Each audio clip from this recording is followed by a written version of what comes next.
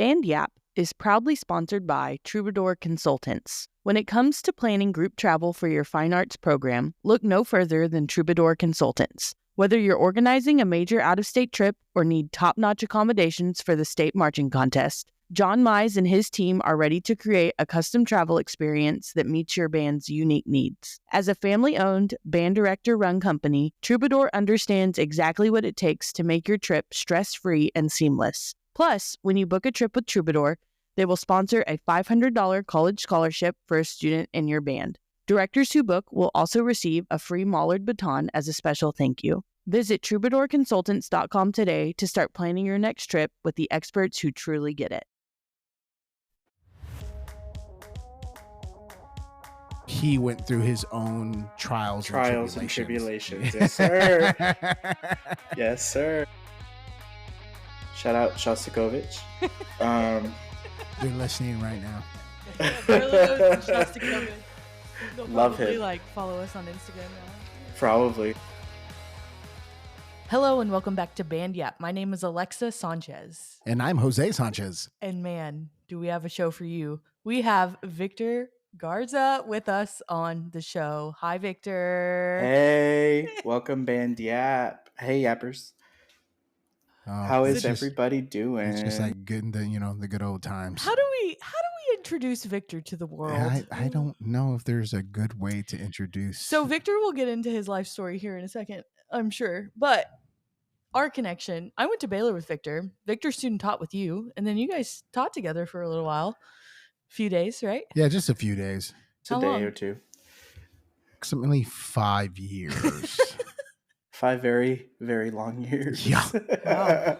Some time. Tell me more about how you feel about that. I guess we're still here to tell the tale. So that's off to a good start already, right? Yeah. It was good times. So, all right, Victor, can you tell us a little bit about yourself, your background, education, teaching experience?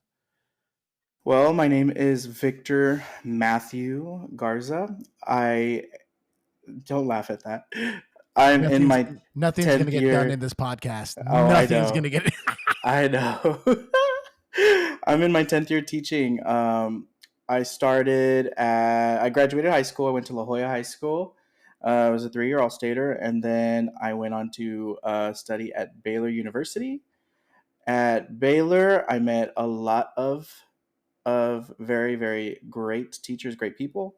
And that is where I met Alexa. We were in the Baylor Wind Ensemble together, Second Bears. And after that, I ran into Jose during student teaching. I student taught with the Robinson High School Band in Robinson, Texas. And after that, I came back home and taught at La Jolla ISD for 3 years. And then Jose hired me on at Gatesville. I wasn't his first pick. We'll talk about that later. That's true. So we'll get to that.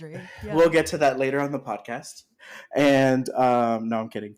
But we started at Gatesville, and then after 5 years, I got hired at Lopez High School in Brownsville, Texas. And I am currently at Harlingen South High School in Harlingen, Texas. So I've been around the state a little bit.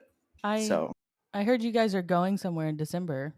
So yeah. So we just got invited to the Midwest Band and Orchestra Clinic, our South High School Jazz Orchestra, under the direction of my fearless leader currently, Mr. Ronnie Rios. And it's going to be a fun time in December with Mr. Rios. So you're one of the few people that I know that has performed both Midwest and an honor band concert. Yeah. There for a hot second. I believe was it on the TMEA website? Yep. I was on the TMEA website playing with the Robinson High School Honor Band. Do you want to tell that story real quick? So we were about a week out from the Honor Band concert at Robinson, and one of the clarinet players comes up to, I think it was Mr. Vetter, and she was like, I'm getting my wisdom teeth removed tomorrow. And this was like a week out from TMEA. And he was like, oh my God, what are we going to do? I'm only going to have like one third clarinet. So he looked at me, he's like, can you sub in? So I subbed in. And for the whole concert, I was in the ensemble. And then for the last piece, we shifted around and I moved out, removed my tie, and came out for the curtain call. And then somehow some TMEA photographer took a picture of the ensemble, and it was of me in the clarinet section, and that was on the TMEA website for about 4 months or so. So I was TMEA famous for a hot second. That's one of my favorite memories from your student teaching Oh experience. It was yeah. just like, well, there's Victor Garza playing in the honor band. Aside from my lunchroom naps on the couch Yes. in the Those, pink blanket, wrapped in the pink blanket. You're kind of notorious for napping. Is that true? uh, no. Well, yeah, maybe a little bit. Maybe a little bit. We need a siesta to get through the day. I'm not a big Every, napper. I can't. I love I'm a naps. yapper, not a napper. I love. I'm gonna put that on a t-shirt. Will you wear that t-shirt? If I can squeeze in a 30-minute power nap, it's glorious. So Victor, you also have a pretty interesting like background as far as like family dynamic. Can you tell us a little bit about your family? Okay. So growing up, my dad was the athletic director for our ISD, and um, my mom also worked in the district. She was a secretary for the migrant department, and then my sister went through dance. So my dad was the AD, and neither my sister or I did any kind of sports in high school. So it was a little odd, but I mean, we all for her and I, we both found the things we were both passionate in, and we knew what we wanted to do. And she's currently a dance teacher here in South Texas as well, and she's actually going to be doing our choreography for our dance team next year. So it's pretty exciting. Mm-hmm. Yeah, and shout out to your parents. They are wonderful people. Norma Garza is, one of the friendliest people and most loving people I've ever met in my life. But I also feel like she also has that switch that if you cross her, she will cut you. Fear her. Oh, she will. I mean, she was whipping me until I was in college. So We love Norma. if you've ever heard of the faja for Mexican parents, or any Hispanic parents, I was still getting the faja when I was in college. So or the chancla, the faja or the chancla. Well, so Victor, why band? Band, it's been a community for me. And I mean, I know all the people that I know right now because of band and because music has brought us all together. But I feel like it's an outlet to well, not only express yourself, but it brings everybody together regardless of your beliefs, what your thoughts, and it's one common goal that we all have for whatever amount of time that we're trying to achieve. It's just something that's always been remarkable to me, and I'm constantly in that pursuit of wanting to build that community and wanting to give my students the experiences that I've been blessed with. So that's why band. So, Victor, you chose Baylor University and then you came and student taught over at Robinson High School, which was very interesting, kind of students like teaching semester for you because when you joined the team, it was honor band semester. So it was just like you got thrown into the deep end. Can you talk a little bit more about your experience as a student teacher and what it was like walking into that? Yeah, everything was full go right from day one. Um, I'm gonna shout out everybody real quick. Shout out to Robin and Steve Williamson, who were leading the junior high. That's kind of where I got to see, you know, the woodwind side of things. And then Robin was doing the junior high band. Steve was doing the junior high band. And then Crystal Michael was there also. She was doing percussion. And we also had two other colleagues of mine We had Adam Mothersall, who was hired as I guess, consultant, you would say, at the time. He had student taught with the band the previous semester, so he was there consulting. And then I had a co-student teacher of mine, Ben Holmes, who was also there. So there was like at one time like 8 or 9 of us in on the team. So that was pretty interesting. But so and Jose can attest to this. We'd have all of those people in one rehearsal getting ready for the honor band concert and everybody listening. And then Jose had band two right across the hallway by himself sometimes, actually most of the time. And Jose was a champ and did band two mostly on his own. So that was kind of my student teaching semester. I got to observe woodwinds a little bit with Robin, and then just watching everybody do their bands was kind of remarkable because everybody had their own take and their own style. But it was very enlightening. I thought it was also pretty interesting for you because it was the honor band semester, you actually got to have more interactions with other band directors than I think most people do. Because we had Tony Kleins, the one and only, Shout out come Tony in, Kleins. come out and Legend. do it. And Tony Kleins is the region executive secretary for Region 8. Uh, Awesome. He's an just awesome man. fantastic person. Yeah. I mean, just great person. And then he is, has a couple state marching titles underneath his belt, and he was over at Robinson. And then, John Barker was also there. Oh, John. John was teaching clarinets. Yeah, so John was also there, and I got to see what John was doing with the clarinets, and he was doing an awesome job. And He now then teaches in Utah, I think. Utah. I know he's related. I'm He's pretty sure associated he's with in Utah. BYU somehow. He's in the area. He's from pretty sure that he's from Idaho, but I Yes. think he moved to Utah. What is the best version of potatoes? Like Hmm. overall. Yes. Mashed. So when we went on our honeymoon, there were those goat cheese potato towers. Oh. Mm. That is the best version of potatoes. Goat cheese potato towers. At home, probably I have two answers. I like a good baked potato, just a sucker for a regular baked potato.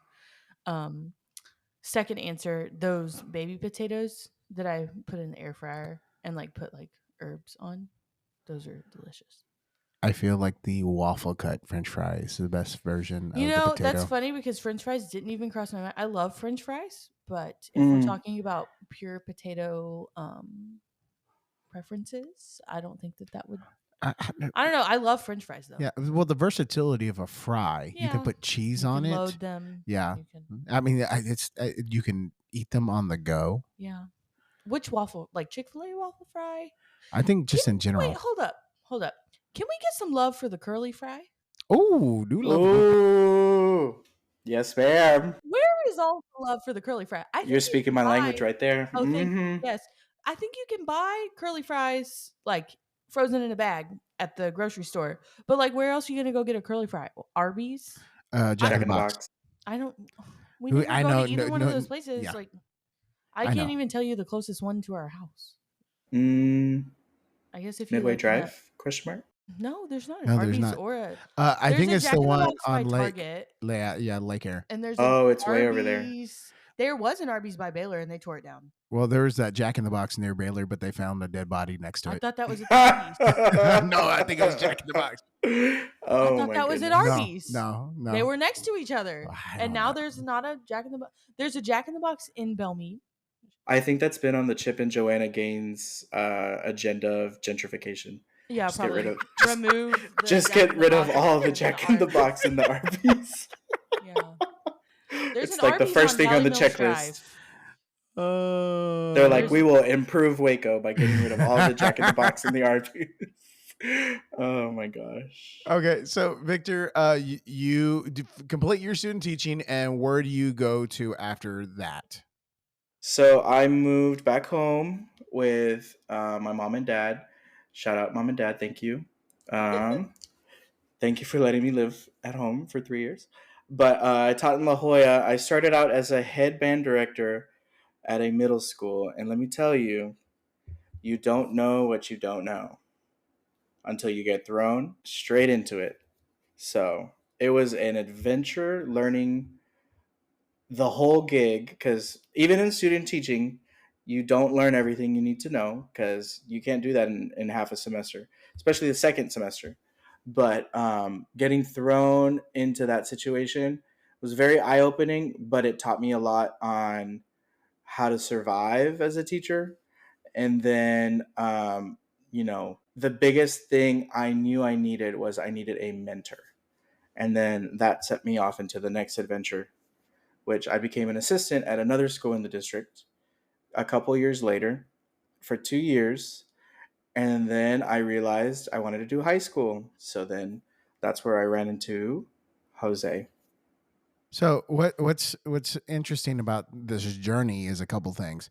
So when I took the head director job over at Gatesville, I reached out to Victor right off the bat. Mm-hmm. And so I told Victor, "Hey Victor, I want you on my team." Like as soon as I got the job over at Gatesville. And Victor told me no. Mm-hmm. I told you I had already accepted a job. I had shook hands on it, Jose. Don't we're gonna throw hands on this podcast, Jose. We're so gonna Victor throw hands. so Victor's told me no. And so which it happens. Have we told the whole other story of this? Is how I didn't get hired as your. Yeah, no, I don't think we have. Okay. So I was student teaching, and there were only 3 directors at Gatesville at the time, and the percussion person had already resigned. And so I interviewed for that job and I didn't get it. Oh, I know which Yes. one you're talking about. Yeah. Okay. So I interviewed for that job and I didn't get it. The person that was one of my supervising teachers got the job. Okay. So I, in turn, turned around and applied for his job. And that is the job I got. And then, I don't know, a month later, Yep. the head director and the other assistant both resigned from Gatesville. And Jose applied for the job and got the job. So then Jose is working at Gatesville and I didn't get the percussion director job there. And yeah. And that comes again full circle to that, like, things are put in your path for a certain reason. And honestly, It was very ironic. I don't think that if you and I would have worked to get to We probably wouldn't still be.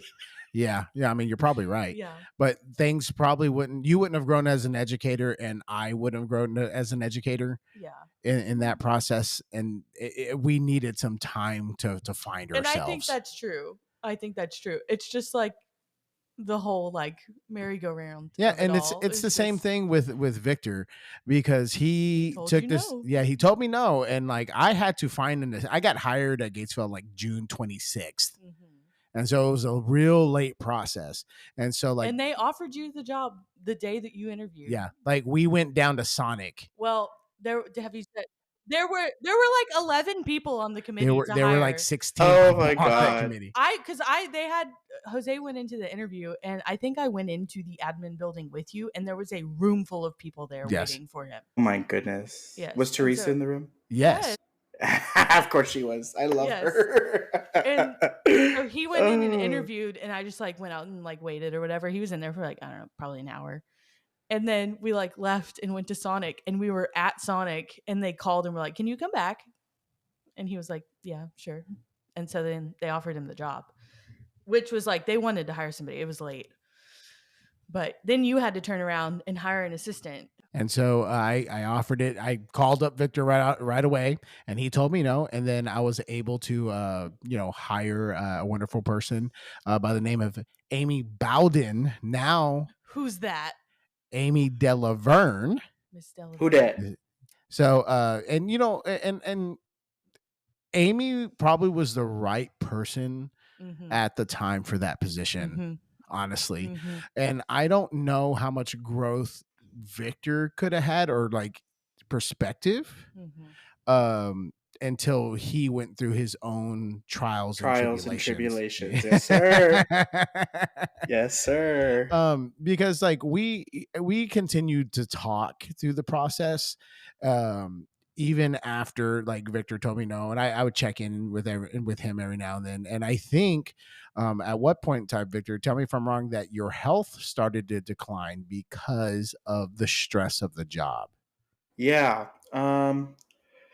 So it got really, really stressful at one point, and as it does at the beginning for every young director, and eventually I got the shingles. As a 24-year-old, 25-year-old. So that was great. The shingles is not fun.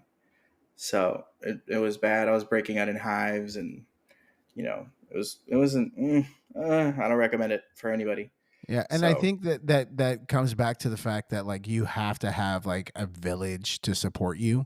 Um, just having those safety nets, and I don't think that you at that point in time felt like you had that safety net. no, it was. I didn't feel that way. I felt like we were. It was every man for himself kind of at the time. So it wasn't necessarily a community. So I needed to find where I could learn how to be better for my students as well, and not just for me, but I needed a safe place to do that, if that makes sense. Yeah, and like every place is built differently, and like I mean, you student taught. I mean, you taught at your hometown, and so therefore, like that had its own kind of pressures. And then, like in a system where it's like you and one other person, you're kind of on an island in a lot of ways. So just having that community, and so over at Gatesville, we had crunched the numbers, and I had went to my superintendent and I said, hey, we've grown the program, we're steadying the ship. We want to start the journey to being competitive, and just having those some of those conversations and what we could do to grow the program and make it something. And I provided the numbers. I provided like things that other directors were getting, other numbers of the districts that we were trying to be competitive with, and they went ahead and they trusted my process. And if you don't know, like administrators are data driven. Give them information, give them something that they can really see, not just based on your word. And they were allowed me to add in a position. And so, lo and behold, again, I start the interview process, and I told Victor that I want him to interview. Now, this Yes, he is where did. things get a little tricky. It's where things get hairy, y'all. Strap in. Here we go. Okay, Victor, do you want to go ahead and tell this story? I know you're going to love it. Yep. So here we go. I drive up to Waco from I take a couple of days off, and I drive up to Waco, A and couple I days had off. A couple days off. no, that was a different time. That was Oh, that Easter was a different time. Oh, or yeah. Mother's Day when I stayed for Mother's Day It was both. It was or Easter and both. Mother's Day. I think so. And I just, stayed and we celebrated with Alexa's family. But anyway, that's a different story. So I drive up and then I stay at Jose's house before the interview. And then I know I'm interviewing for the job. I was staying at the head director's house. And then go do the interview. And then I don't think it was like the next day. No, was I driving home? I can't remember. I just remember getting the call from Jose, and he said that he was going to go with some other person. And I was like, okay, Jose, have fun with that. And then I think it was like literally like 30 minutes later, he goes, she turned it down. Do you still want the job? And I was like, I don't know. I'm going to have to think about it. I'll call you back. So I hang up on him and I wait like 30 minutes and then I call him back. I'm like, yeah, I'll take the job. You had So stayed at our house. I know. You hindsight's 2020 or 50. yeah, sometimes you don't interview well. Times 50. Well, and this comes down to like some of the other things is that like as Uh, as somebody who does interviews and somebody who sits in on interviews and goes through that process a whole lot, as much as I love Victor, at that point in time, I had to step back in that role as a really, really good friend and kind of look at what I needed for the program. As much as that was like awful and that sucked, and for the program, I felt like this other person was like something we needed, and they turned it down, and I was like, okay, well, I know I have somebody else who, is going to be really fantastic. And I'm really glad that person turned the job down, because it kind of uh, did a couple different things for me personally. One, it added somebody to my village and to my family, and then number two, it changed my whole entire perception and vision of what the Gatesville ISD band program could be.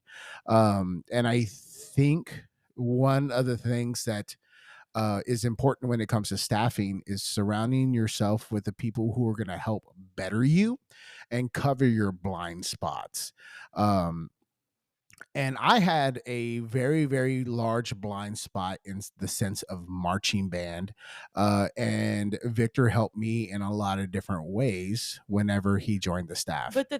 So, Victor, can you tell me about how you see yourself as an assistant director and some of the things that you learned about being an assistant director while at Gatesville? The biggest thing I learned as an assistant at Gatesville was the mentality of being a team and doing everything together, and I think one of the big ways that we do that, or we did that at Gatesville, was the fact that we're all in the same office the whole time, and that's one of the biggest things, because we are forced to sit and be in each other's presence, and we're forced to listen to each other, we're forced to talk to each other, we're forced to collaborate with each other.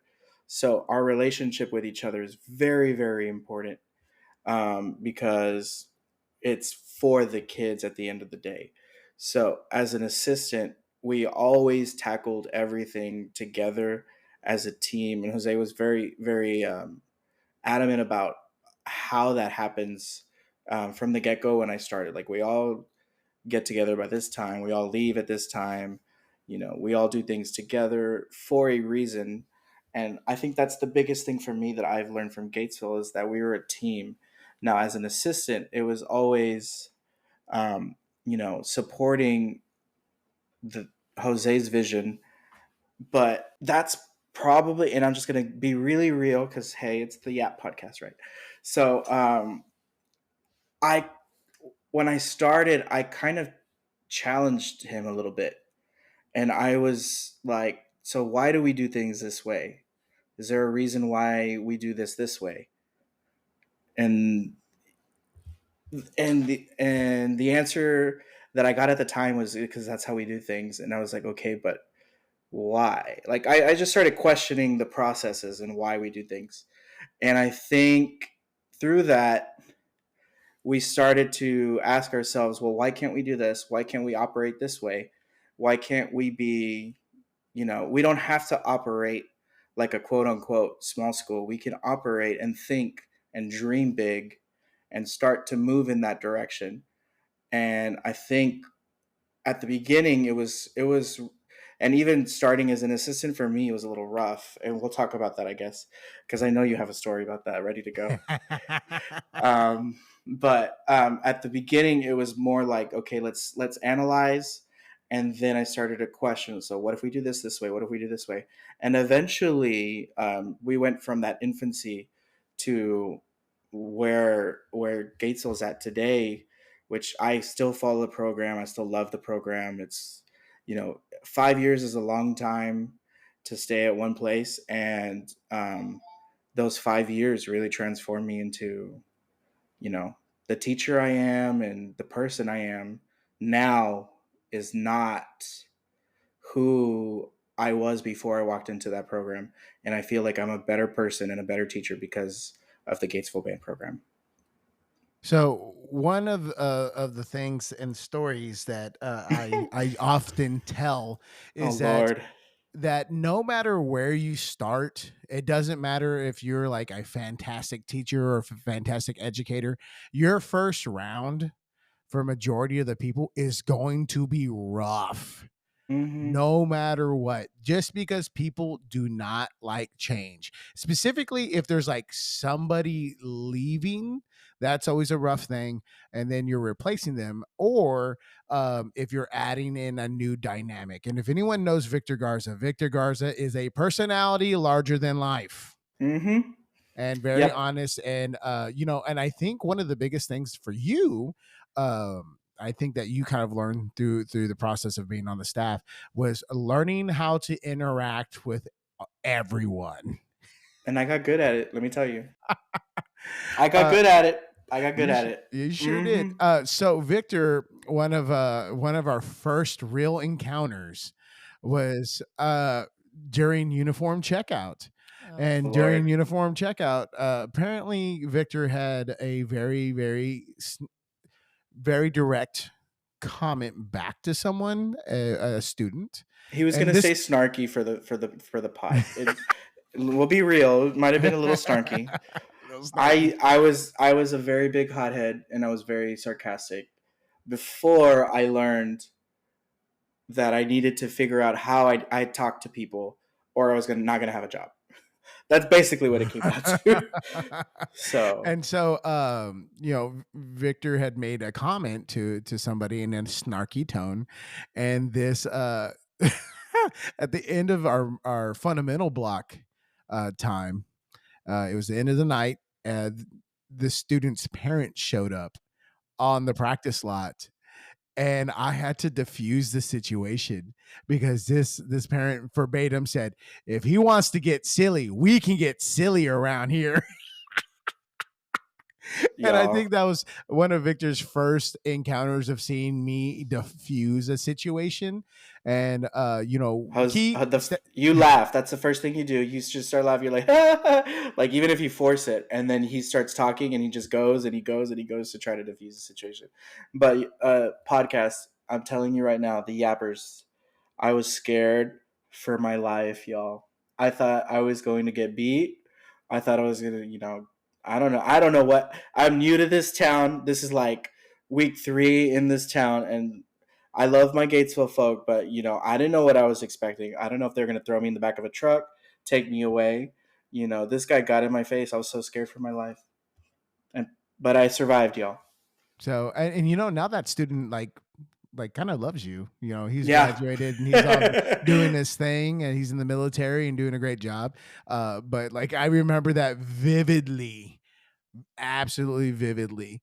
Shout out, Mr. Minshew.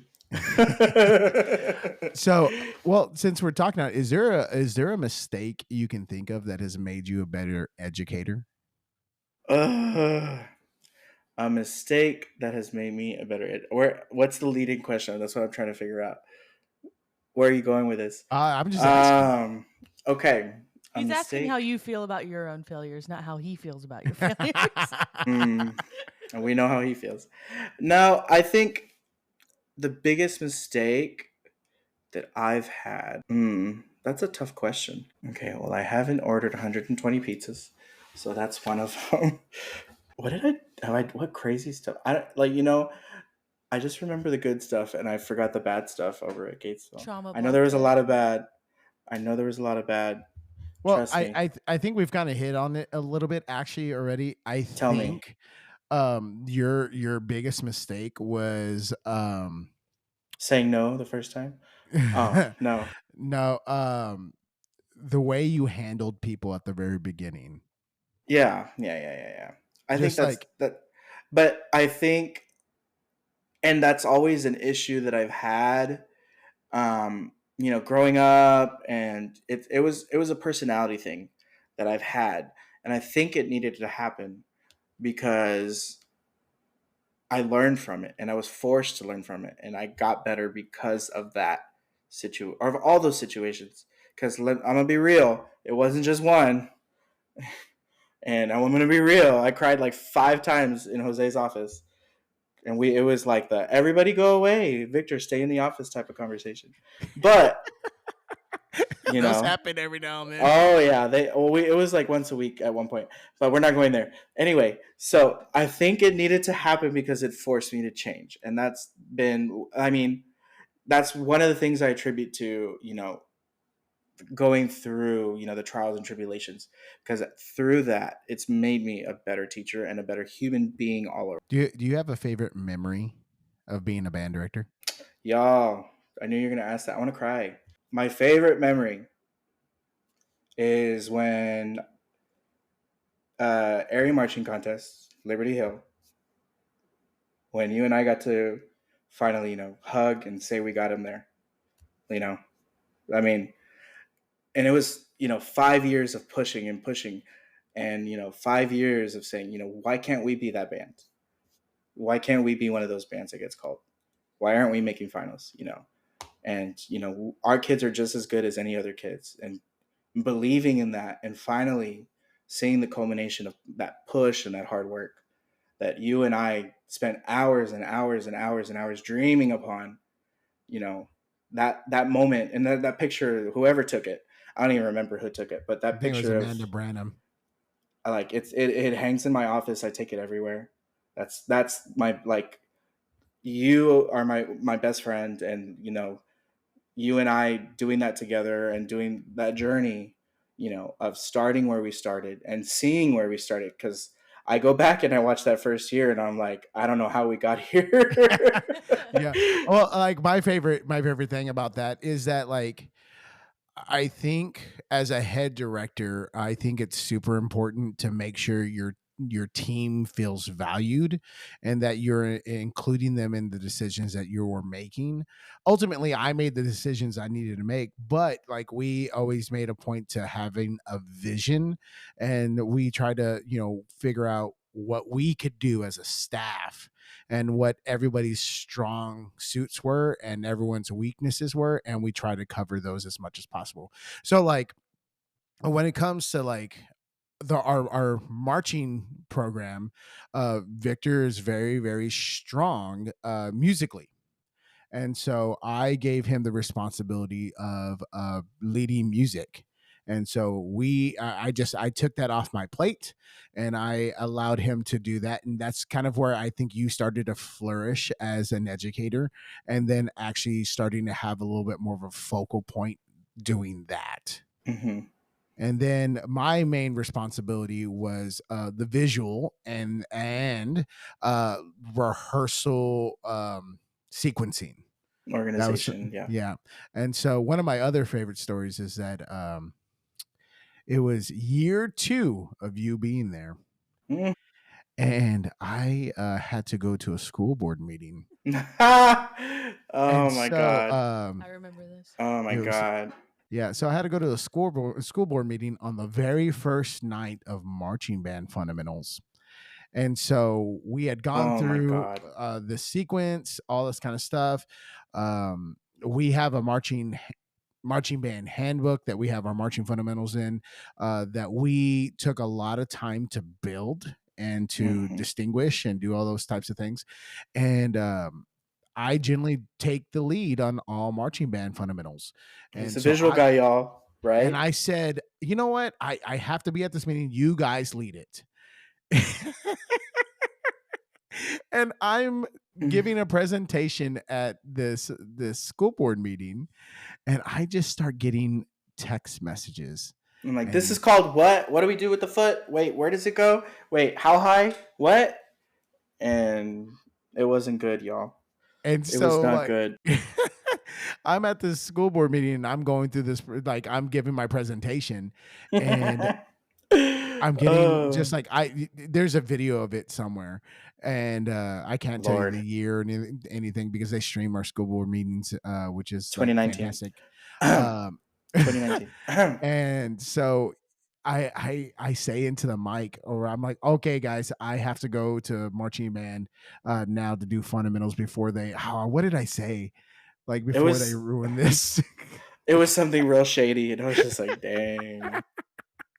But But yeah, I got it was up there. all, the three of us were like, okay, what's this called? Wait, how do we do this again? Mike, wait, what? Wait, what? And it was just like, it was a mess. It was a mess. And You would think you listen and you remember, but you're just happy to be there, sometimes. So that's kind of what happened. And you bet your dollar that after that, I was paying attention. yeah, I think that was before we actually had the handbook. I think that's why we had the handbook. Yeah, I think that's why the handbook got created, because I was like, never again. Because like I do all the visuals. Somebody else has got to do this. Yeah, I think that's what happened. Yeah. Which has been like, honestly, a godsend ever since. So, I mean, you fail in order to learn, and that was one of our failures, going like, it was a trial. It was a tribulation. Yeah. It was very much that. Well, I mean, you had twins the next year, so yeah, that was during COVID. Wait, it was COVID, but it was in August, so yeah, it was August. It was still early. It was still early. It was like, okay, we have to lead marching without Jose again. Let's do this.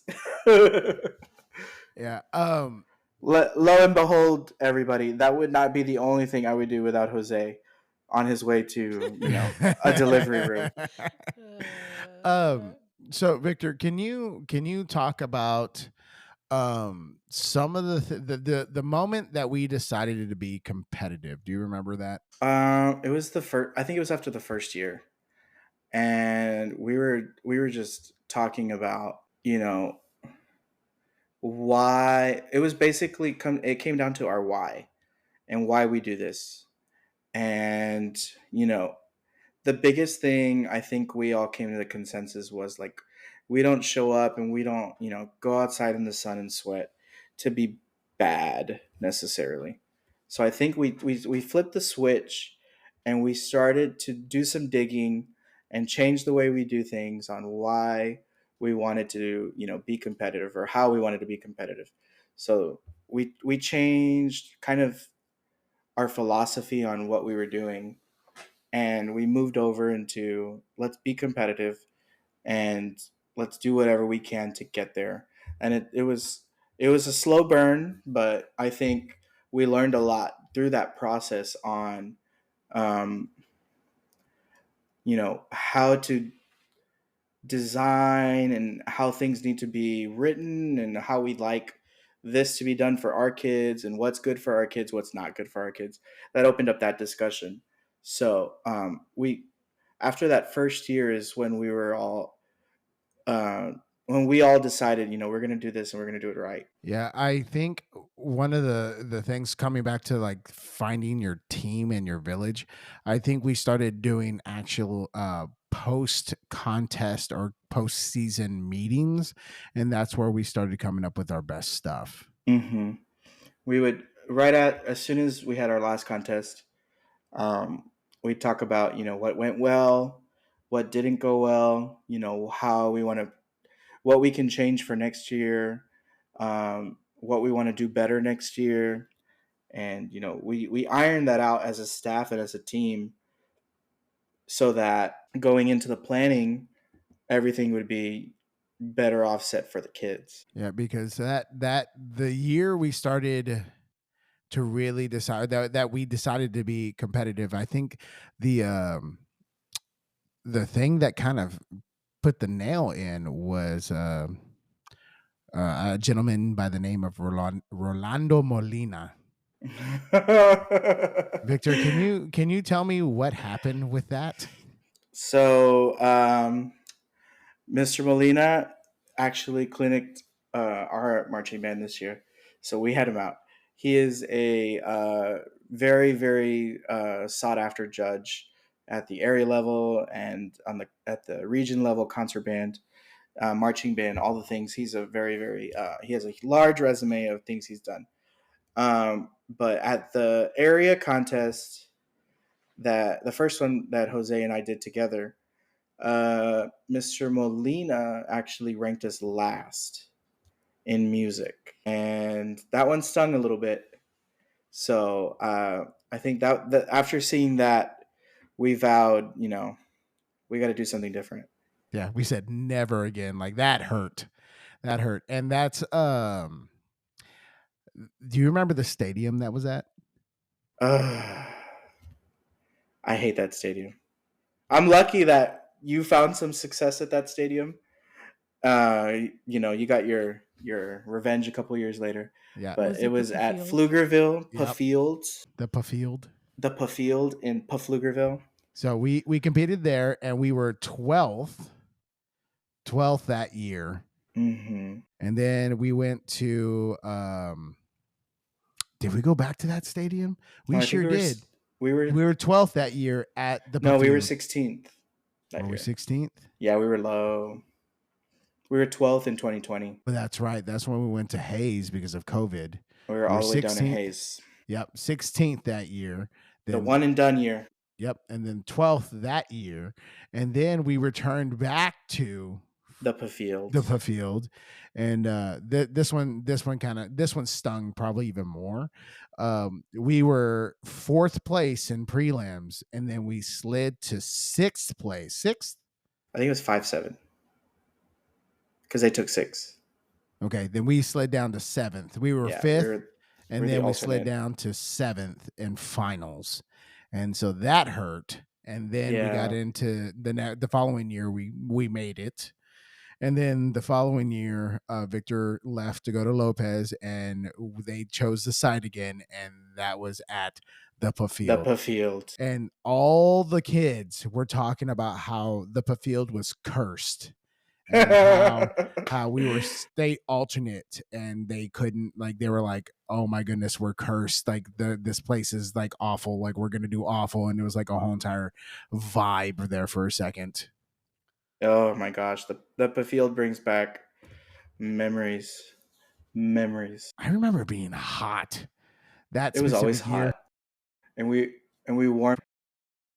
My mom went to 3 shows, and I think 2 were at the Puffield. The I've first been year to she one went, at the Field. she went to the first year, and she was like, "Hey, y'all did good."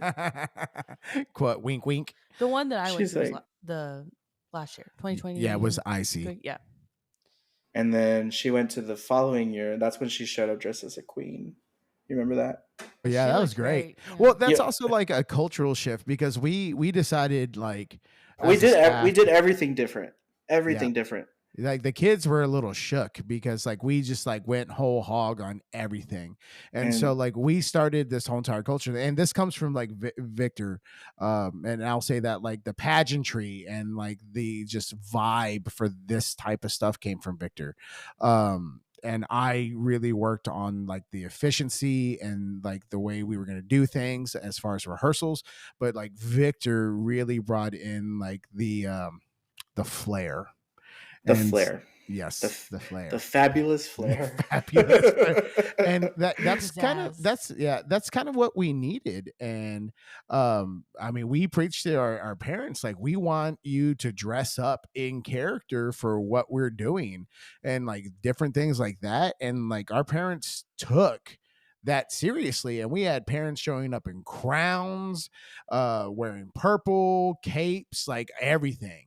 And that was like really great. But that came from Victor. The staff wore sashes and crowns and did the whole entire thing. And I think that's what our kids needed. They needed to see us have fun and like play into it. Mhm.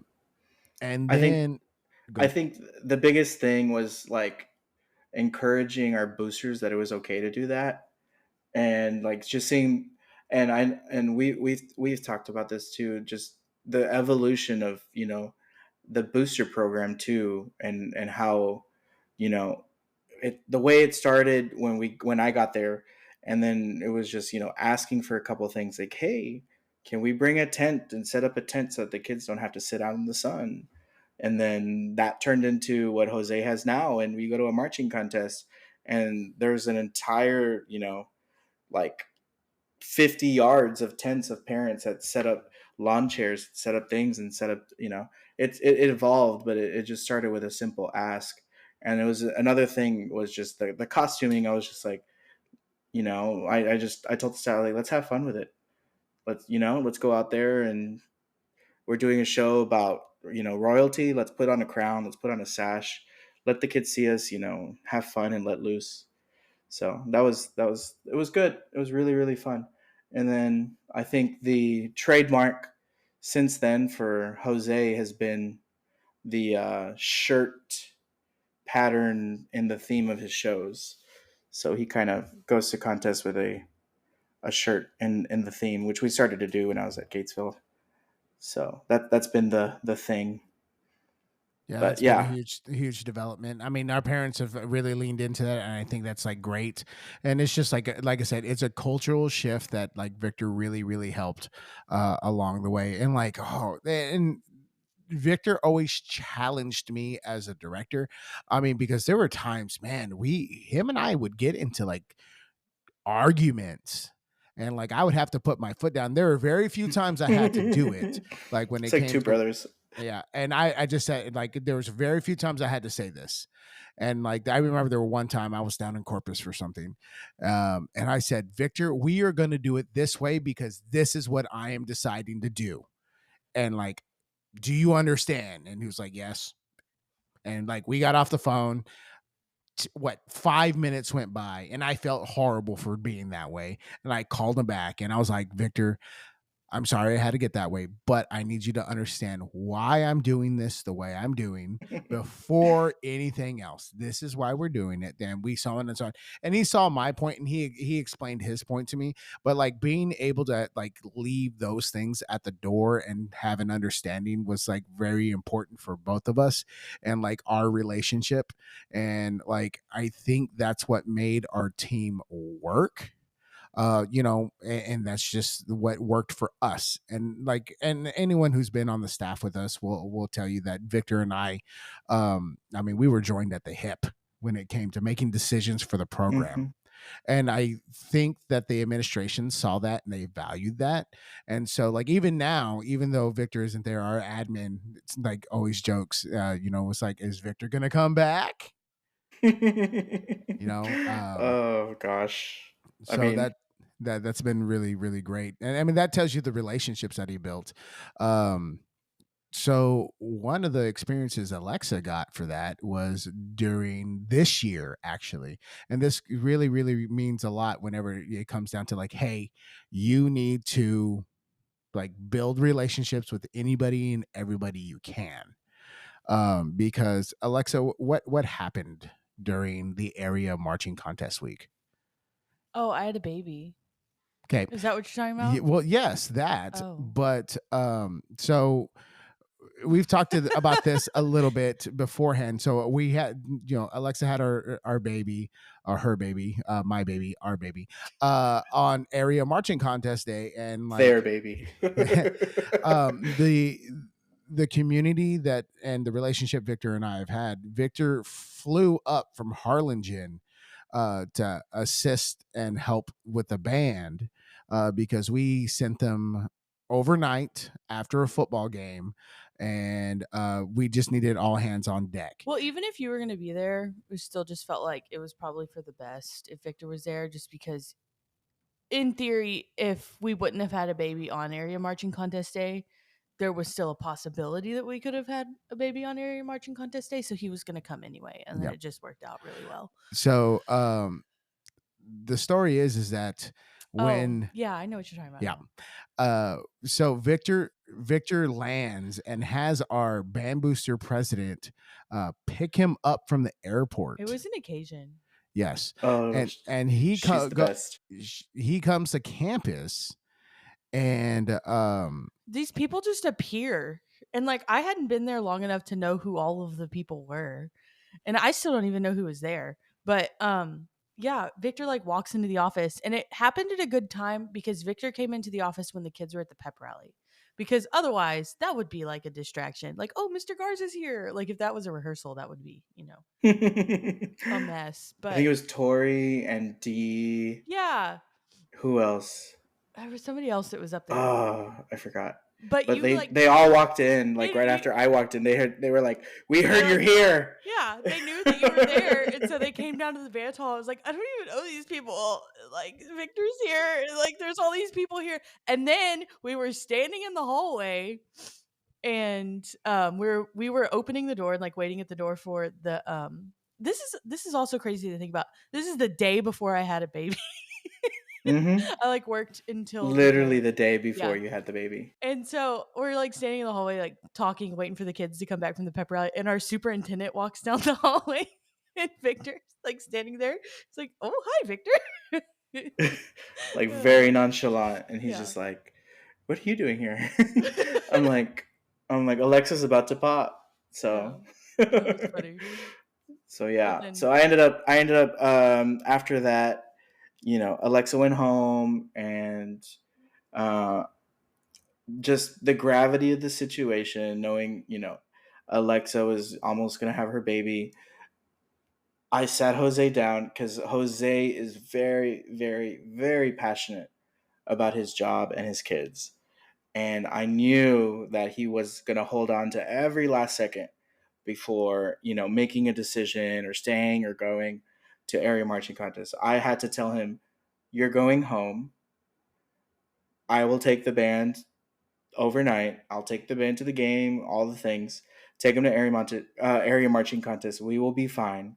You need to be with your family." So I had to tell him that, and he still was like, "No, no, no." I was like, "No, you're going home. Like, goodbye." So we had to send him home, and the next, 48 hours was a lot, but we had the game. Ended up in Denton around 2 a.m. Woke up at 6. Started getting ready, for the first round in the morning. It was around 10. It was raining. And then there was no rain when we performed, thank God. And we waited for prelim results. And I think right before or right after, I can't remember. But Alexa had Joel Matthew right as Right we got before. aired, right Yeah, before. right before, about 30 minutes before. And Jose's there refreshing his phone, and going crazy. But I did mess it up, and got the band back to the state marching contest, so that was fun. And of course, uh, you know, what's great is the fact that I had so many positive relationships with all the kids and all the parents and all the administrators and the staff that they trusted me enough to just tag along and lead everybody in the right direction. You know that it's just a very, very, very great community that welcomed me, and was okay for me being me, as crazy as I am sometimes. But it was just a testament to the fact that we had transformed that culture and that community, that even a former director who hadn't been there for 2 years can come in and everything is business as usual. So shout out to the parents, the students, and staff at Gatesville. Yeah, and I once again, I think it comes back to, again, like the relationships you have to build with your community, and I think that's something that is not that has to be learned and has to be truly implemented, um, because I can tell you, and I've had this conversation with several people, that people don't like change, and no matter what, there's always going to be a rough patch. And I can tell you that the kids at Gatesville absolutely hated Victor Garza when he first arrived. And then by the time that Victor left, the kids missed him immensely. But it was like the same thing with me, or whenever I was at Robinson, I got there and the kids absolutely hated me. And by the time I left, I think they liked me all right. And the same thing with when I first got to Gatesville. It was like, it was rough. It was rough just because I wasn't the previous director, and I didn't do things the same way he did it. And I had to tell the kids at one point in time, like, look, I am not here to like say I'm better than anybody else or do anything like this, but like the processes that I'm doing is the what I know and I trust, and they've been successful in other places, and I'm not here to, like, other than to do my job.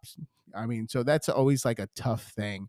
And so concentrating on those cultural aspects, I think is where we started to make the most headway, because we also did a complete revamp of our leadership team. Um, but Mm-hmm. there was a lot of uncomfortable conversations that happened within the staff on like what I didn't do well. Like Victor told me straight out, like, that my creative mindset was not in the best interest of the band program at one point in time. Like our like the bones were there, but that was it. They were just bones. Mm-hmm. And so Um, it was the foundation was there, but there was no layers. There's no depth. You know, to the production, and that's what it was. It was basically, very traditional at the time, and we're going back to marching. Music, marching, clean marching, clean drill. But like as the activities evolved, we had to evolve with it, and we had to get behind the production and get behind all the drama and drawing the general effect of the crowd and all that stuff. So that's where we started to pay attention to everything else. yeah. And so I think the combination of like what we were trying to do like really really paid off. And I think that also like transformed in what we're doing in the concert bands, because when your first couple years that you were with me, what were some of your responsibilities as far as concert season? I started out as the junior high non-varsity, and then the following year I moved up to the high school non-varsity. And my goal with that ensemble was to challenge them, because we also in UIL season, um, in Region 8 specifically, we go to UIL almost, well, before spring break for sure. So we have about 6 to 8 weeks where that's all we get to prepare for UIL. So it's kind of difficult. But every year I challenged and basically would go up, a level of difficulty for one of the pieces. So one year I was doing a 2 and a 3, or no, one year, my first year I did 2 2s. No, I went whole hog my first year. I did a 3. I said, we're going to do a 3. We haven't done a 3 in a while. Or ever. I don't remember. Probably ever. So we did a 3. We were successful. And then COVID hit, which was great. Everybody gets a reset. We do 2 2s. And then we start building it up again. And eventually we were doing 2 3s with that, 2 grade 3s with that ensemble, which was my biggest thing. I told Jose was, your band will get better when the non-varsity is better and there's more depth. So my goal as a non-varsity director is to make my band as good as it can, so that your band has more depth and has better players. Because eventually, or we want the kids in the non-varsity band to move up into the varsity band. That's the goal. Yeah, and that was something else that we really made like a point of doing, um, because I programmed it into the budget to where the non-varsity band had just as many clinicians as the varsity band, Mm-hmm. Shout which out Steve. yeah, Steve Steve is the Williamson. guy. Steve Yeah. Williamson. Which is not always the case, but like giving your assistant directors the support they need in order to be successful is like super important. And like we have like your meat and potato kids, and like the concert band, or for us it's our concert band, our second group, is our meat and potato kids. Those are the kids that are going to really make or break our program in like majority of the ways, because if they're not functioning at a high level, then the rest of the ensemble is not going to be able to function at a high level, especially since marching band encompasses all, instead of Mm-hmm. just like, oh, our upper echelon kids or our kids who are not developed for that setting yet. I mean, I remember we had one kid who was in the alternate line his freshman year, just because he was 5'2" and was wearing a size 15 shoe, and then the next year he grew over 6 foot. Yeah. And yeah, I mean, some kids just aren't there yet, and just finding the ways to develop them. And then he ended up being one of my top trumpet players by the time he graduated high school. So just like investing in that development is super important. So, when Victor left our program, and this was kind of hard, um, just because I I am very bad about, well, I'm good about building relationships with my staff and like having an immense like love and consideration and those types of things for them the same way I feel about like our kids. So it's hard for me not to take things personally whenever somebody tries to leave our program in any facet. Um, and when Victor and even when Amy left our programs, um, it was almost like I did a complete cutoff, and like I know that hurts your feelings, Victor, and we're gonna be real here.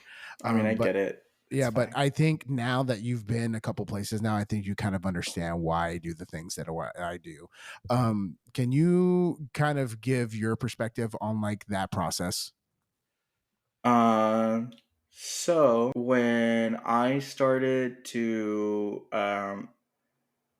express my interest at the time at Lopez, um, Jose, Jose's thing is if you're looking somewhere else, then you're looking to get out, and you're not looking out for our kids at that point. You're looking out for you, which I mean, completely understand. Then at that point, anything to do with the following year or anything to do with, you know, the future doesn't necessarily include you. So that's what he means by a hard cutoff, which now that I've been a couple places, I see why that is and why that's important for the continuity of the program and, giving that new person that fresh start. So, I mean, that's kind of what happens once you decide to make, especially when you make that decision. It's a hard cut at the cord. Yeah, and like I part of the reason I do that is partially because like I am also trying to protect my own feelings because like you spent 5 years with me as an assistant and you were not an assistant at that point anymore. You were like an associate head director. And so like you were you were almost like an extension of me in a lot Hmm. of ways. Like we got to the point where I wouldn't have to tell you to do things, you just did it. And you know that's a testament of us working together and us learning what the program needs, but also what each other needs, so that you don't have to ask. And eventually, when you've been in a place a certain amount of time, that's where it should be, where you kind of know what to do. You don't have to be told. Yeah. And so that's always like a tough process. I did the same thing to Amy, and I know I probably hurt her feelings. I'm sorry, Amy. We love you, Um, Amy. He and did to so, you what he did to me. but it's just like it's hard because um I also like the reason one of the other reasons I do that is because I want to give the kids an understanding of like, hey, this is just like this is going forward just about you. This isn't about like what's happening within the staff, and it's just like there are certain imprints that are left, and I don't also want anybody to feel like they're having to do that they're doing the job halfway, Hmm. because like if you have one foot out the door, no matter which way you swing it, like things start to die down. It's just like seniors, they're at their last hurrah of their high school career, and every band director can probably tell you this. And so they start to pull up a little bit here at the end, and they don't work as hard because their high school journey is about over. And it's the same thing with like us. Like we get to the end of where we know we're going to be at, and so now it starts to like you start to pull away a little bit in your investment.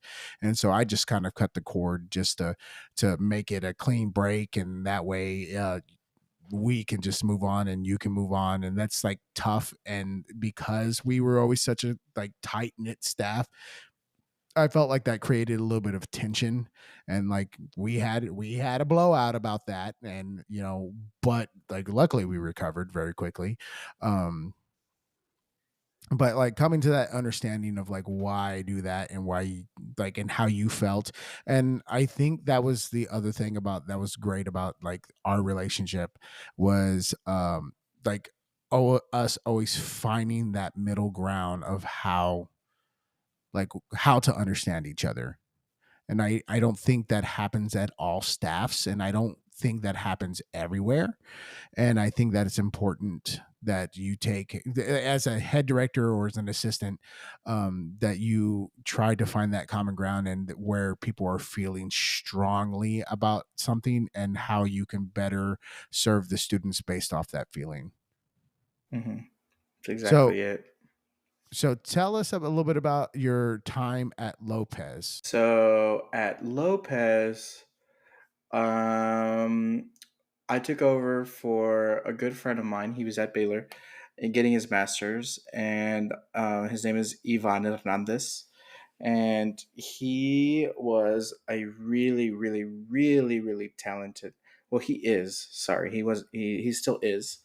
So he's a very, very talented clarinetist. He is now in the Air Force. He got a military gig, and that is why he left Lopez. I'm gonna be honest with Um, you. I know him, and I did not realize that you like took his position when he left. yeah, because John Ashburn was also in the district in that Oh my district. gosh, like this is mind blowing to me. I did not know this information. Okay, sorry. John Ashburn taught in Brownsville. Did you know that? My gosh, I love John Ashford so much. I I haven't love seen him him. in like maybe 10 years, but John Ashford, I love you. Shout out to you, sir. But no, Ivan was set up the clarinets in that school, and that's what I was hired on as. I was hired on as a clarinet teacher, but they also said, you know, here's the marching band. Good luck. So, um, if anybody knows anything about Lopez, it is the only school to win honor band in classification 4A, 5A, and 6A. And they've been to the state marching contest now, I think, 13 times in a row. So at the time when I, was doing the marching band, my biggest thing was, oh my god, I can't mess up the streak. I can't mess up the streak. So that the my role at Lopez was to do the marching band, and it was very challenging, especially after we drew first at area. Which, if you know anything about drawing first at area, it's the spot of death. And we ended up sneaking into finals and then going from 12th place in prelims to 4th place in finals, which was, the leap, the giant leap. And we ended up back at the state marching contest at Lopez last year. So moving forward into concert season, I assisted with both the bands, and then finished out the year. I helped a couple of Yvonne students make all state. There's two students. They were great, very talented. One of those students is now at Rice, getting his performance degree. Which, if you know anything about the Rice School of Music, it is very, very, very challenging. So he's an awesome, awesome player. Really, really good. Better than I ever was. So that says a lot. But it was a fun time over at Lopez. And, you know, um, initially I interviewed for the Harlingen South High School head band director gig, which my current boss got, Mr. Ronnie Rios. And then I applied for the assistant position with him, and he took me on, and here we are. So, yeah, go Hawks. And that comes to also tell you like you once again have to surround yourself with like people that are going to help you grow. And like I know Ronnie is like a legend in like South Texas and the Valley. Oh Can my you gosh. can you talk a little bit about Ronnie? Ronnie Rios. Ronnie Rios used to be at Harlingen High School, the Big Red Cardinal Band, as they're known down here. Ronnie took the Big Red Cardinal Band to state back when it was every other year consecutively from, I don't remember if it was 98 or 96, but he go and all the way through 2016. And he's just huge in the marching realm. Um, Ronnie is a adjudicator for BOA. I'm blanking out. What's the other one? DCI. Drum Corps. Yeah, duh. Yeah, DCI. He's a judge for DCI. So occasionally, during summer band, he's out judging some drum corps shows. So I mean, he's a really really big name, and this is going to be his fifth ensemble coming up in December with the Harlingen South High School Jazz Orchestra. This is going to be his fifth band that he takes to Midwest. So he's done the thing. He's done it well. And, getting to see how he does it and, how the system operates and why he does things the way he does is really, really cool and really interesting. And just the fact that I'm getting to, observe that and learn from that is really, really cool. But it like going now that we've talked about it the past, hour or so, the fact that, we were all together in that office is funny because now I find myself, taking my laptop and sitting in his office whenever, I'm not busy or whatever. So that's kind of where my little niche is, on his table in his office. So it's weird that, you know, I still gravitate towards that. Like I hate being by myself in my office. So yeah, that's Camaraderie. yep, my So boss. currently, what are some of your responsibilities at Harlingen South? So currently, I am the program coordinator for our marching production for the next fall, and what that all encompassed was I hired the entire design team, from music writers, percussion writers, sound designers, all the way through color guard choreographers and um, visual writers and all the choreographers. So that's what I'm doing as far as the marching realm for the fall. So I've taken on that big undertaking, and I started right after area marching contests. So that's been a big project, and we're really excited about next year.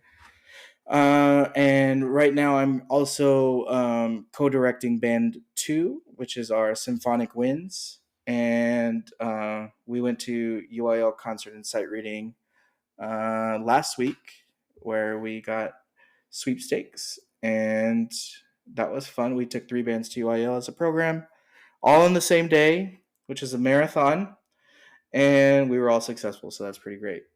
And right now we're wrapping up the year, getting ready for spring trip, UIL State Solo Ensemble. Still going at it, but winding it down for the summer. Victor, do you have a favorite memory as a student? Ooh, as a student, my favorite memory was probably the moment that I was announced first chair TMEA All State, and that was a journey that me and my high school band director, Vernicia Portis, she and I, she was very similar to you in a way where she challenged me and always brought out the best in me, and being good wasn't ever good enough, and she always pushed me to be great and be excellent in everything. So every time I got a second place, that wasn't good enough. So going through the journey of my entire high school career, and finally culminating with that TMEA symphony concert, and getting to hug her when they announced the results. That's probably one of my best memories in high school. Is What all state fine. ensembles did you play in? You played in the symphony your Ooh, senior year. I played in the symphony my senior year. Hashtag Symphony Fantastique. Go Berlioz. The year before, Lila was under construction. That was the weird year. I was also in the symphony. That year I got second to my buddy Daniel Malakon. And we did Symphony 5 by Shostakovich. Shout out Shostakovich. Um, They're listening right now. Yeah, Berlioz and Shostakovich. They'll love probably him. follow us on Instagram now. Probably hashtag Symphony 10. No, it was Symphony 5. But the year before, I had Michael Haithcock, Ooh. and I was in the symphonic band, the 6A symphonic band. And weird because he has a Baylor connection, Yeah, you and just have a lot of Baylor within this and experience. that ensemble was also the first time I got approached by Dr. Shanley, who came up to all the clarinet players and was like, "Hey, you need to go to camp. You need to go to camp." So that's where I went to camp, and the rest is history. So Sick 'em Bears. Sick 'em Bears. The wind ensemble just had a fantastic concert at CBDNA. It was so good. Shout out to you, Dr. Wilson, We and the watched ensemble. part of the live stream. I My didn't watch the favorite whole thing. piece. Oh, they did a Was it the Beethoven piece. Beethoven? Yeah. Oh, it was so good. Just the pain of that piece. That piece Just is him very going deaf. emotional. I was like, I watched it here in my apartment, but I was almost in tears. Corbin talked about that piece for days. Good. Well, It had the Corbin, same impact. he went to the send-off concert. Okay, but I think So it got better as it does that. It does that thing when he goes on those tours. It does that thing. So, but yeah, it was great. It was really, really great. do you have a favorite memory from Baylor? Oh Lord. A podcast appropriate memory. Oh my God. Okay, so then I can't talk about that one time. Um. Ah. Well, you posted this the other day, and it was a really good memory on the Bandy App podcast. But the cool thing was we did a David Maslenka. I don't know how you say it. It's Sorry. Miss Lenka. You need to go to Michael Markowski's website. Yes, Michael Markowski, we love you. Click on the name. But yeah, who is it? Matthew. Yes. That's on there. If y'all didn't know, Matthew is my middle name and is also Jose and Alexa's third child, who I was hoping would be a twin or at least a triplet. No. I kept telling him, like, you had twins for the first time, you're gonna have twins or maybe triplets the second time. He's like, nope, don't put that evil on me. If y'all have more kids, it's probably gonna be twins. I'm telling you. I'm calling it. It's been said, it's been recorded, it is on this podcast forever. Numbers 4 and 5. Breaking news. I'm kidding. No, we're not expecting. Don't do that to me. Jose is not on board with any of that. Y'all are not pregnant, but somebody we talked about on this podcast is. Hey, hot take. So anyway, we pick up David Maslenka in Dallas. I'm gonna mess up his name the whole time. I'm just gonna call him David. So we picked him up in Allen, right? Yeah, we played in Allen, and then he rode the bus with us from Allen, and then did we do Broken Arrow? We went played at Broken from Arrow. Allen to Owasso. Oh, it was Owasso. We It went was to one of the big. Owasso, and then we went to St. Louis. I don't remember the name of the school, but we played at one of the many private Catholic schools. It was one of those St. Louis. school choice ones. Yes, and then we went. Sorry, to hot take. Yeah, no school choice. Anyway, moving on. So we went to Chicago, and we played with the Baylor Wind Ensemble at Midwest, and then afterwards we had this huge banquet on this yacht, and there was a dance party, and we ended up doing the cha-cha slide with my buddy David. And to Kelly, right? Frank to Kelly was also there. I have a picture. I didn't post it. I almost posted it. I couldn't post it in that reel, but I have a picture of the percussion studio plus a few other people with Frank to Kelly too. He's great. He's so funny. But yeah, that was a good memory. That was after that semester, it was good to have some fun. It was great. It's really great. What's your favorite piece of Um, it can be symphony or band, but what is your favorite piece of music that you've ever performed? Oh, that's a tough one. You've done so much. Yeah, I have. I think, and this is probably one of my most emotional times performing a piece, but it was, and it wasn't even the concert. I'm gonna say the rehearsal at Midwest. Not just because we just thought it, but it's the first and only time I've ever, bawled while playing because of how powerful we all felt. But it was when we did the Serenity by Yalo in that rehearsal, and just it was just so intimate, just because that room was so small. But just the energy in that room was just so different, and it was it was beautiful that we could all connect Which that way. rehearsal? The only rehearsal we got before at Midwest in McCormick Place. I don't remember that rehearsal. You That's don't? awful. No, I remember it now. I remember it because I remember it for a different reason. But now I remember. Okay. It was I like in the remember it. smallest room. I remember because Chang Soo Ko was in that rehearsal. Mm-hmm. And And I, we like barely introduced him. yes. I don't think he spoke much English, right? He didn't. He had an interpreter, but Yes. I was playing bass drum and he made a comment about how he liked bass drum. So that's why I that's why I remember that rehearsal. I played Yeah. on Serenity, but I remember other performances of the piece more than I remember that rehearsal.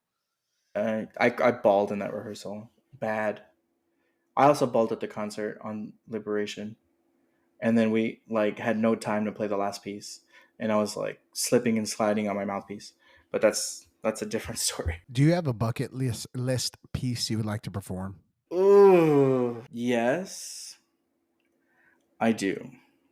Um I would love to conduct either Mahler's Second Symphony, Wow. which is a good one.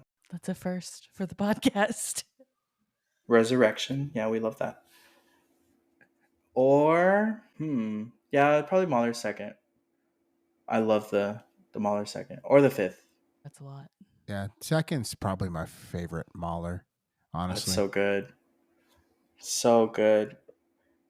We Is there actually used a Mahler hammer in one of Ronnie's UIL pieces this year. really what piece? It's a Markowski. It's called Famicius Oh, Fantasticus. yeah, I know that piece. Yeah, Mahler hammer and air horn, Oh my That's a goodness. good piece.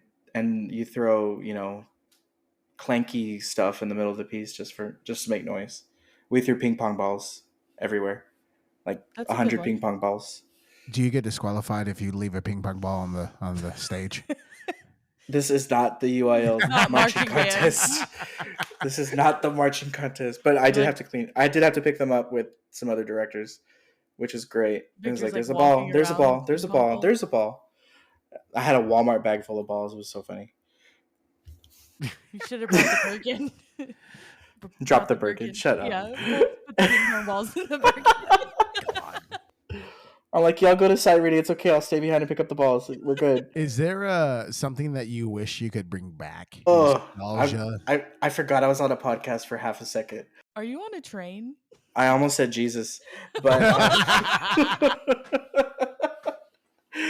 no, I live next to a train, like train tracks, and that's probably a train passing by right now.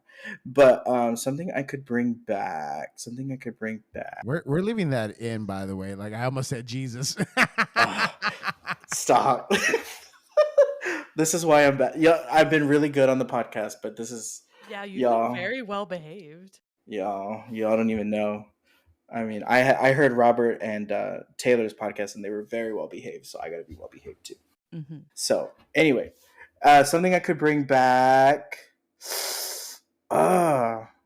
What's not here anymore? Limited I mean, to limited to. Toys R Us. I miss Toys R Us. I would always ask my mom to take me there, but she never would because she knew she would buy something.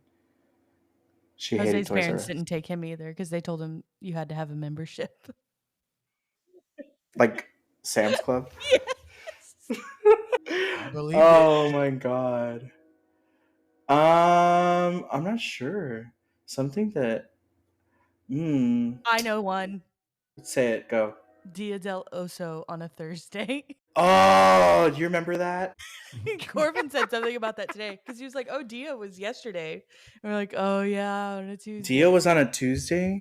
Yeah. It's on Tuesday now. Oh, they're evil. They are evil people. That's what I miss. I miss Dr. Pepper floats, Dr. Pepper hour. Dr. Pepper Hour. It used to be in the sub, right? Is that what it was Yeah, called? I don't in the sub. Yeah.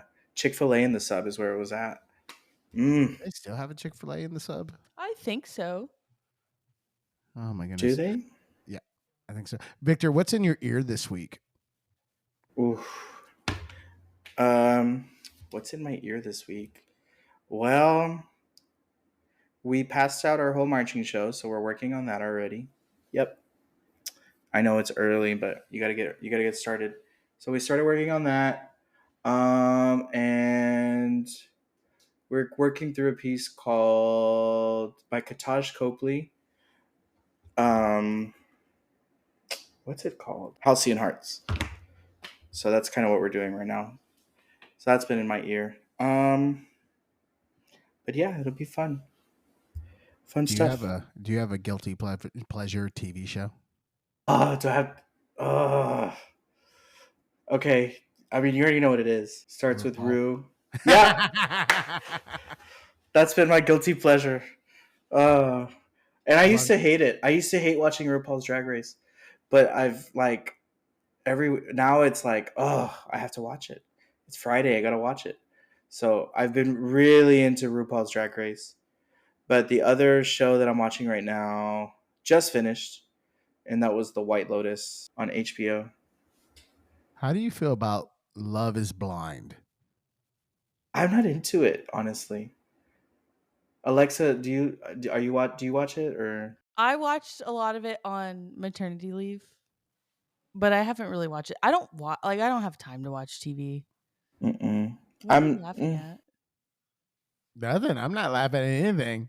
You're making faces at Yeah, me. because it's like for someone who's so intelligent, you like watched Love is Blind. What's the problem with that? Like, I guess you got to turn off your brain sometimes. It's just, I guess so. Victor, What's today? Is today Wednesday? Yes. I didn't watch. Oh, Survivor's on. Oh, I gotta watch that after this. So, Victor, do you have a favorite sport to watch? Oh yes. So, I love football, love basketball, March Madness, but my favorite sport to watch is actually women's softball, specifically college softball.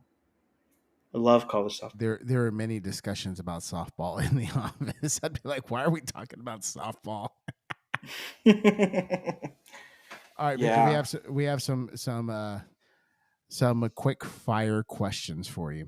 Here we go. Okay. All right, so buckle in. All right, Taylor Swift, Miley Cyrus, or Ariana Grande? Ariana Grande. Favorite rom-com? 10 Things I Hate About You.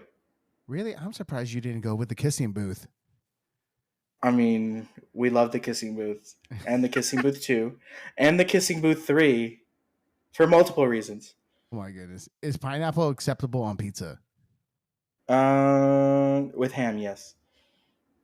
Is a taco a sandwich? As long as there is meat in it, yes. Oh, that's a hot take. Toilet paper, over or under? Over. Ugh. You have to reach under and then get the bottom dirty? Sousa, King, or Fillmore? Ooh, Sousa, King, or Fillmore? I like King. I mean, Sousa's great. I like King. King What's is your the guy. Patronus? My Patronus, is a unicorn. Because that's exactly what I look like right now. Which is the best Harry Potter film? My favorite is the fourth one, Goblet of Fire. I just like the Triwizard Tournament. That's my favorite. Favorite Stan tune? Bone Crusher.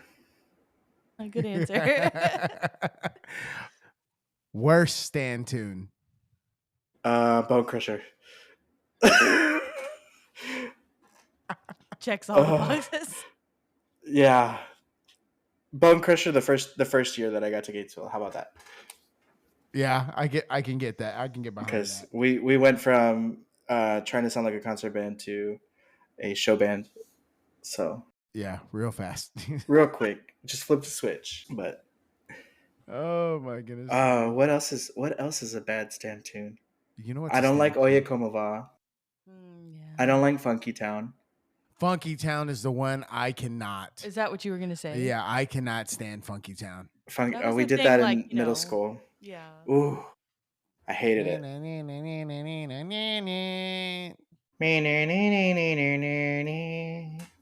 Oh man, I just like that was a thing over at Robinson where like they're like Funky Town, and I just like I absolutely hated it. Oh, Christmas tree. Oh, Christmas tree. Oh, There's I a love stand that. tune that I want to play. Is it neck? No, well, I want to play that too, but I actually want to play this one, but I don't think you'll ever say yes. What? Toxic, the Tom Toxic. Wallace arrangement, I mean, specifically of yeah. Toxic. I mean, oh, It's a bop, it's a a good one. bop. You can put that in a marching show. It is, yeah. His We did. arrangements are so good, but like you kind of have to work on them. So That's one thing I like. Oh man, we had a good show picked for the 2020 season, and we yeah. pivoted on it because I'm glad we did though, because I go back and look at that book and I'm like, oh, it was too hard.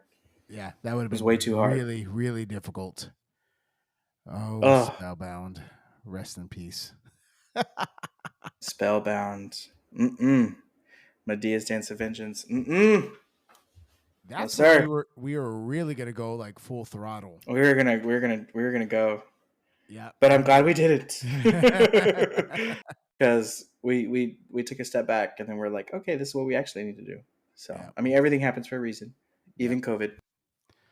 Oh my goodness, that was like we had the uniforms picked, everything.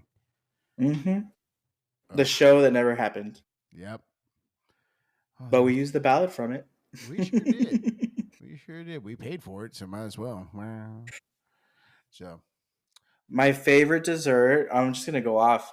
My favorite dessert is Alexa's chocolate pecan pie. That's my favorite pie. I'm glad it's your favorite dessert. I had that at Mother's Day, or I don't even remember what celebration it was. Okay, can we talk about that real quick? Once again, like building relationships and friendships in your village is super, super important. So this was before I worked at Gatesville. Yes, this is before that. But Victor came up. What you came up for? I can't remember what you came up for. I thought he came up to interview. No, it wasn't to interview. No, it wasn't to interview. It was for something else. I was just in town. He must have just come up to visit. Yes. I was just in town. So he came up to visit. And it was over the Easter weekend, which also that year happened to fall on Mother's Day. And you drove. Oh, you guys were bad. It was you guys. Because it was you guys. How far is the drive?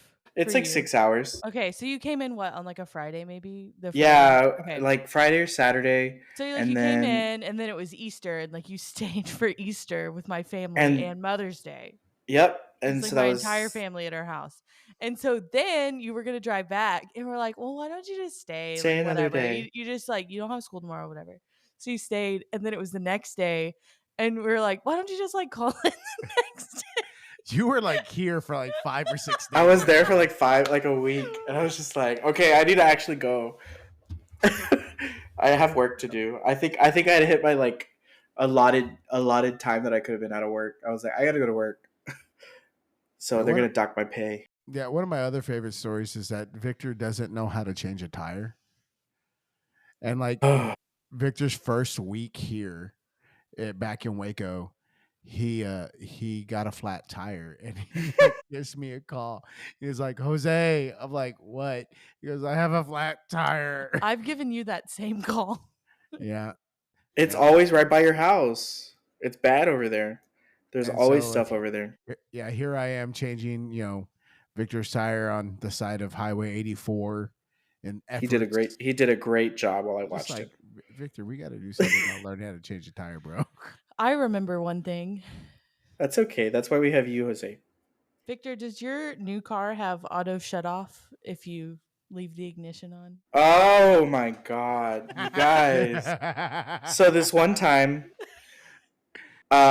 What had happened was we had a game, and my responsibility at the time was to get the pregame meal for the band situated and ordered and delivered, all this stuff. So I go to Subway, I pick up the meals, and I come back, and the students were grabbing it out of my car on the way to the bus. I had it in the trunk. They were grabbing it on the way to the bus, and we go to the game. We come back from the game, and I noticed my lights were on in my car. And I was like, oh my God, somebody broke into my car. So I start freaking out. So I get off the bus. This was like at midnight or 1 a.m. And this was like literally 8 hours after we'd left. And my car was on for 8 hours. Victor, I don't think it was I don't think it was a football game. It was a marching contest day. I think It it was was Midway. no. I don't think Whitney. It was Whitney. It was it Whitney. It was Whitney. Yes. Okay, it was a marching contest day. So it was literally on from 11 or 10 a.m., 11 a.m. to about midnight Yep. And ish. you had just filled up your car. And I had just filled it up. That's back when gas was like, two whatever or one whatever. No, it was two whatever already. Did Right? you have some gas left in the tank? Yes, I did. I had a little bit of gas left in the Yeah, tank. I think you had a quarter tank. And it got me that was enough to get me to Waco because I lived in Waco. I would drive out to Gatesville. So it was all good. I remember. I submit. I'm glad. I'd rather do that than hit a deer, Which you did do, didn't you? which I did do. Yeah, I split a deer in half. There's still poop from that deer on the engine, and that happened like 4 years ago. Yeah, I think so. Oh, what a time! What a time to be alive. I have another question. What is your go-to Chick-fil-A order? Ooh, okay. We get a nugget meal, 8 or 12, depending on how hungry we are. Which it's usually 12. Let's be real. And then we get the fries. We get the half and half tea, and the sauces are always Chick-fil-A, buffalo, ranch. One more, sweet and spicy sriracha. You gotta have that sriracha. I'm gonna have to get the sriracha next time. It's good. I usually really just good. get Chick-fil-A. Just the sandwich. No, just the Chick-fil-A sauce Oh yeah. with the sandwich. Yeah, I mean that's good standard. I only get Chick-fil-A one or sauce. Cane's? Which one do you Chick-fil-A. prefer? Ugh, sorry. What kind of question is that? I Chick-fil-A. don't understand like the. I don't cane get type. Cane's. Like it I just don't get it the either. chicken It's not doesn't taste good. It's not good. The chicken And the doesn't taste good. fries, circling back to the fries moment, not good either. I like crinkle cut fries. I don't really It's like like those people fries. who like. They're always wet when you eat Yes, them. why Like, are they soggy? they're every always time? wet, and it's like it's just like in your mouth. I'm about to But throw like up right the now just thinking chicken about is it. not seasoned.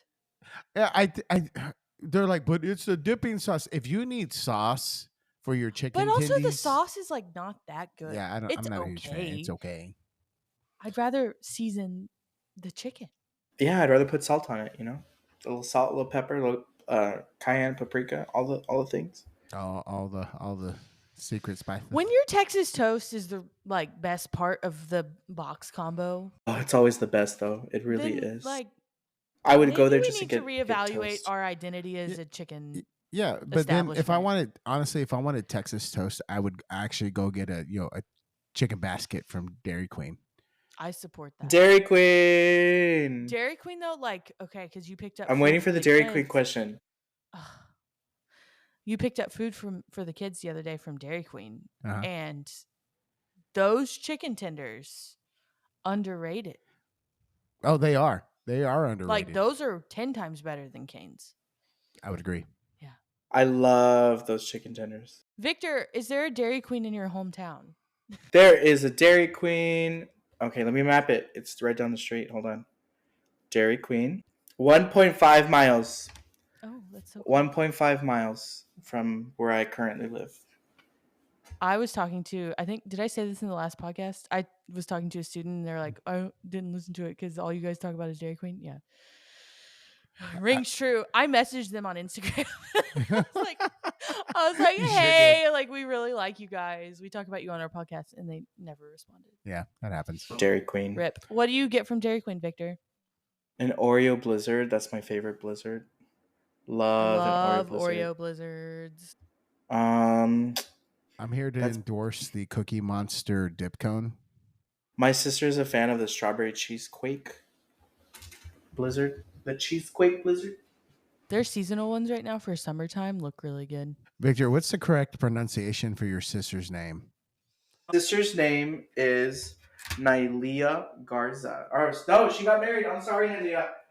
Nylea Garcia. Try to say that time 5 times fast. Nylea Garcia. Nylea Garcia. Nylea Garcia. That's Yeah, I keep forgetting that she's married, but she is married. I was hoping it was going to be Smith. That would be funny, right? I'm about to say, who that? All right. Well, that's all I have. Okay. Is that all you have? I to think say? that's all I have. Victor, do you have anything else for the people? If you happen to be at the Midwest Band and Orchestra Clinic in December, come and check us out. We will be there with our students. We don't know our time just yet, but come check us out. We will be in the having a jazz concert and doing the jazz thing at the Midwest Clinic. So we'd love to have you there. All right. Well, thanks for listening to Band Yap. We'll see you next time. Bye. We out.